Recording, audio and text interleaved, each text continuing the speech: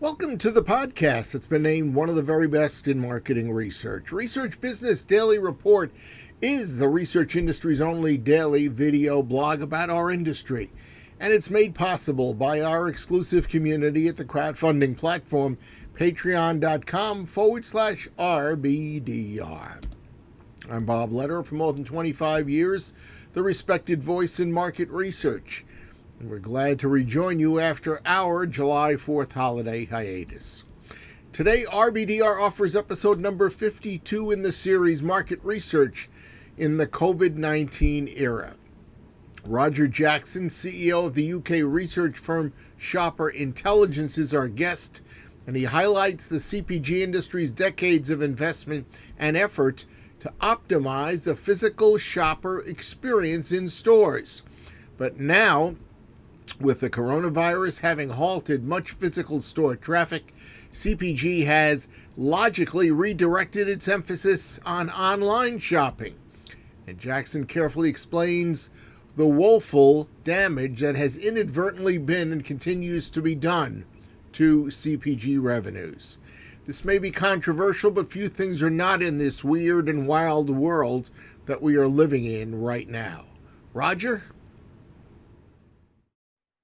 I want to talk today about what I see as a very serious threat to CPG revenue and profit that our data says could be already hovering over us like some kind of sword of Damocles.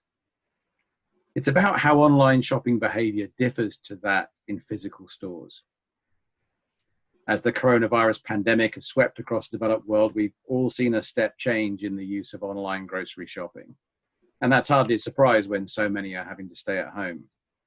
But there are plenty of predictions out there that with many more homes having tried online afresh, many more will now adopt it as a regular choice. So what are the implications? Let's assume for a moment we do see that acceleration of the move to online shopping. Whether that's delivery or click or collect, it doesn't really matter. It's about doing the order on the website. What's that going to mean for the CPG industry? Well, I want to kind of talk about one aspect of this, something that comes out of the data we've gathered over the last few years. Shopper Intelligence is a worldwide tracking study measuring grocery shopping behaviors, shopper needs, shopper experiences, and we do this category by category, store by store, and we cover lots of different channels. So we've been able to look at how shoppers behave when they shop online compared to when they shop in a physical store. We can compare the two directly to each other using exactly the same process. This is from the horse's mouth. So this is the direct personal view of the shopper. They're telling us about their behaviors and experience in a physical store, and they're doing the same thing for an online shop. And there are some very worrying signs that I want to talk about. They're certainly worrying for those of us who are charged with getting growth, because I think the possibility here is that we're sleepwalking into the opposite. We're walking into a profitability hit that actually at the moment I don't think anybody's really talking about. So here's the thing. The CP industry has spent many, many years and frankly billions of dollars optimizing physical stores for shoppers. All of the big CPG firms have invested thousands of man hours and all their resources to optimizing the experience. We've become very good at blending the need to make things easy to find with the additional goal of achieving impulse purchasing, getting shoppers to uptrade to premium, and lots of other forms of what you might call basket building. And we do know that much of what ends up in the shopper's basket, frankly, they hadn't considered it ahead of the point of purchase. They made that decision there and then. Now, on the upside, we see that shoppers find the online shopping process way, way easier, way more convenient. And indeed, they're willing to invest time in doing that. I guess that's because it's done at a time of their choosing. It's a bit like a leisure activity. There aren't so many distractions. You know, it's good. Online shopping makes the mechanical process easier for the shopper. But I want to talk about two problems. And they're not problems for the shopper so much, but they're problems for us as the industry. The first major thing is about promotions. We see that when shoppers are buying online, double the number talk about their goal as being to find the best deal on the day in whatever category they're buying. So that's 13% compared to a 6% in physical stores. So 13% of shoppers say their main goal is what I might call bargain hunting versus 6% in a store. That's a very different mindset. And we have to ask ourselves why that's happening. I think somehow along the line, we've created a bargain hunting mindset for the online shopper. And the outcome of that, amongst other things, is that from our data, 50% of shoppers say they eventually bought their item on a promotion, whereas only 39% of people shopping in a physical store said they bought on a promotion. So it appears to me that through the online shopping experience, we're pushing promotional deals far harder than we would do in a store. And from when I look at those websites, I see we're making it almost impossible to avoid the promotional offers. Whereas we know that in a physical store, shoppers will just navigate their usual item, and many of them will just buy that without being distracted. So they're not necessarily being forced into buying the promotion the way that the website seems to do a really good job at doing. So that's the first issue, promotional impact. The second issue, I think, is even more subtle and more interesting, and it's about the fundamental nature of merchandising. So if we think about a physical store compared with a website, we can, I guess it's intuitive that merchandising plays a much bigger part in influencing the shopper. When you walk around a store, there are far more inputs coming to you from all the various kind of aspects of the store, even from your peripheral vision. You're getting influenced by visual attention, not just specific packs and specific price information. And indeed, when we talk to shoppers, we get a full 6 percentage points more talking about a visual influence in their decision to buy, like I saw a display, than the online shopper would say.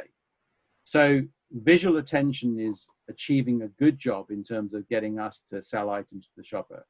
We're able to influence the addition of incremental higher price purchases that aren't necessarily on a low price, simply by catching people's eye. Now, the net effect of that 6 percentage point difference, I think, could be massive. And if you add it together with the promotional problem, you've got a double whammy. So what we do sell through the online process, we're selling on average for less.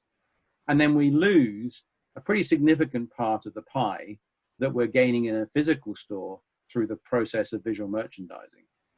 So we lose from promotional pricing, we lose from visual displays. Now, add that together and looking at the quantitative information we've got, I reckon that's about 10% hit to the value of the purchase, the value of the basket. Now, it could be a worst case scenario, but let's say it's even 5%. That is one heck of a lot of money. And I'm not sure we're really giving this enough attention as an industry. So I guess the net conclusion is that somehow we've got to find a way of influencing the shopper better online through forms of merchandising that replicate what goes on in a physical store. Or I guess we've got to make sure we try and keep those shoppers coming to our physical stores. I'd say if we end up letting people go more and more to online, we're going to see that 5 to 10% decline in the purchasing that we're used to. So what are we doing about it? Are we investing in learning how to use websites better, how to create the equivalent merchandising in an online environment?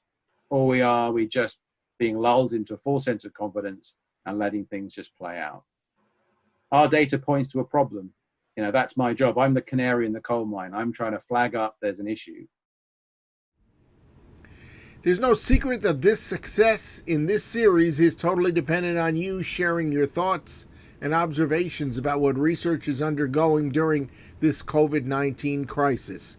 You can help us and do yourself a favor if you'll email your impressions and feelings to rflbob@gmail.com, where we will take your perspectives and transform them into a video commentary like the one you just viewed. It's an enjoyable experience, and the video output, well, it's going to put a smile on your face. That's your Research Business Daily Report, made possible by our exclusive community at the crowdfunding platform patreon.com/RBDR.